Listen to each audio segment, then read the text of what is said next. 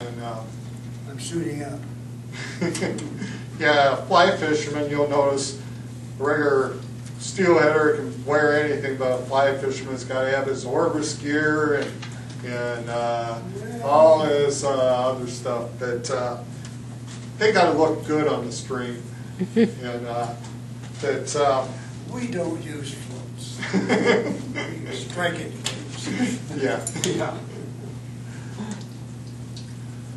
But, you know, one of the things on the stream too is, and I keep forgetting this, is you know, on the spinners, 3/8 of an inch from point to shank, 1/2 inch when you're using a baited hook from point to shank. And same with the flies, and most of the time using smaller type flies, which are very effective.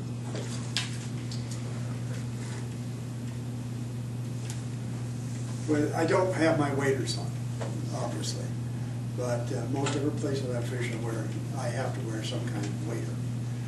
It simply helps you keep you dry, it helps keep you warm, and it gives you a place to put your hands when the hands get cold. But this is outside of the waders. This is something I'm going to just go over things right here. This is called a wading staff. Sometimes you need help when you're in the stream. This comes off. Whoops. Oh.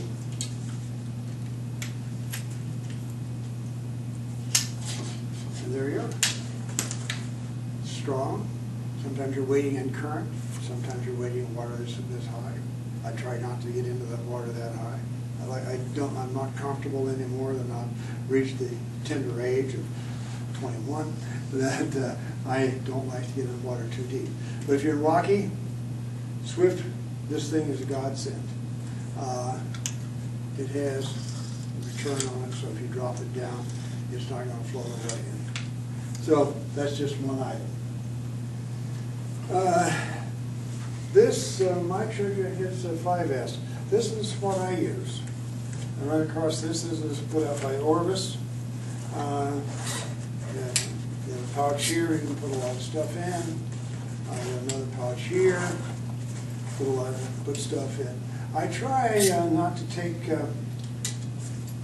to load myself up too much when I'm waiting on the stream. I used to carry a ton of fly boxes. I've got to the point now where I basically only carry 2. I carry some extra spools, a tip of material in here. I've got a pair of pliers right here so I can take the hook out of the fish's mouth if I catch one. Put other things in there, hand warmers, things like that. Wear a hat. Almost all fly fishermen wear a hat because unlike this kind of fishing, that kind of fishing, sometimes you don't know where the fly line is going to go because of wind or tree limbs or something like this. This helps you keep from getting it in the air. These glasses are polarized glasses, so I can see down into the water, see where maybe you can't see the fish, but I can see some flashing or something like this. But I prefer to cast to at sight fish. If I can't see them, then I'm making a guess and I'm fishing blind, but to catch a lot of fish, fishing blind. So these are Polaroid. Also, they do another thing too. Flies are very small. They're subject to the wind and so forth. Hey, it's no fun to have a fly with a sharp hook in your eye, isn't it, Mike? Or your ear, or any place else that you might have. I don't need this stuff on. I'll put it down here. This is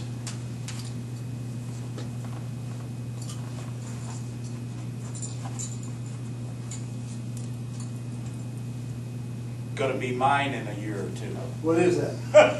What is that? Mike, what is it? Stripping basket. A stripping basket, right.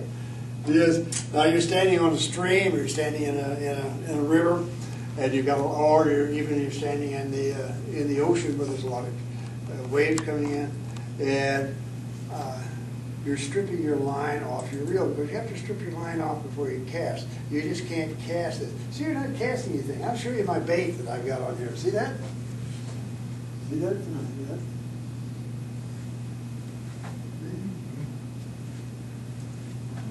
See that? I'm fishing with probably a 16 weighted stonefly. So your cat, and when you're, how many of you fly fish? Anybody here? Sometimes I do. Yeah. So you know, I'm not that little fly is not going to pull this line out. So you have to strip the line out, and you're casting the line, and the line brings the leader along, and the leader brings the fly along. And so if you've got a current, good thing to do is just strip your line off and put it in here. See? So you don't have to overcome the water when you're casting. So that's what I use that for. And I ran across this one. I think this is put out by, his name's on here somewhere, but I like it because it gets back out of the way when you don't need it. I don't see any fish scales. What's that? I don't see any fish scales on it. Well, no, because it's Yeah. in the water. It's being cleaned all the time. And anyway, you don't put the fish in here, Paul. Just the line in there. And so, this is a 10-foot rod. One of my favorites. It's an 8-weight. So the tippet down here, the very end, right where my fly tied up, is 8-pound line. Now, what I use this for, and how I should have it set up, is what we call high stick nymphing. I gotta take this up just a smidge. Off the floor. And I'm going to catch Gene over there. And so what I'm going to do is I've found a nice run right here. Water on the top is smooth. There's a gravel in there, and I've seen some flashing in there that look like fish. And so I start up at the head of this. Oh, okay. I start up at the head of this and put my line out here. Snag on a tree. Rock in the stream there. Now, I've got the leader on here I like to use is at least the length of the rod or maybe a little bit longer. Now, that is my float or my strike indicator, and I have to estimate of how deep that water is. Do that based upon a good many years of experience. Now put that out there. Now I'm holding this up in the air. I, of course, would have more line out than I right now. And I'm going to try to guide that bait that I had down there through that line, because I'm pretty sure that in that run there's a trout or a steelhead, a brown, maybe even a salmon.